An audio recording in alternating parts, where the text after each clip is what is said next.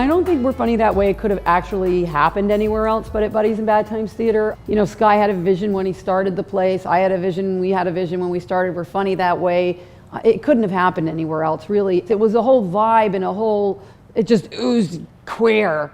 Everybody asks me, what's the difference between queer comedy and straight comedy? You know, what makes your festival different? What makes a festival like this different? What makes what you different what you do different than a straight comic? I mean, it's easy. There's a different experience in life, obviously, that gay and lesbian people have, that gay and lesbian bisexual people have, and that experience is what is where we speak from. We're funny that way. I'm so excited to be a lesbian in the 90s, although I have to admit I'm kind of over it. Aren't you over it? Like, I'm so out, I'm like ready to go back in.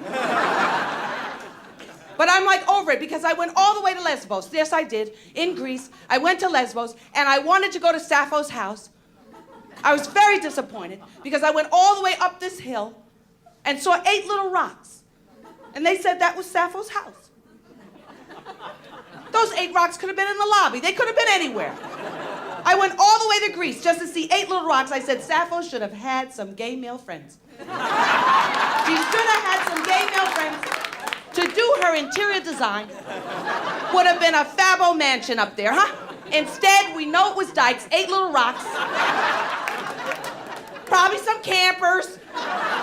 Just went over there, said, oh, well, it's a Sappho thing. As far as major highlights in the festival, the doc the first year, of course, was a major highlight. I think seeing Gavin get his own show was a major highlight. Anytime Teresa Pavlinek stepped on stage, or Shoshana Sperling stepped on stage and did a character was a major highlight. Leslie Jordan, to this day, which is ridiculously generous of him, says that this is where he got his start as his live one-man show career. Leah Delaria, over and over, year in and year out, coming up and singing her heart out, and you know, now she's famous on Orange is the New Black. So yeah, all of those things. Kate Clinton, crazy, yes.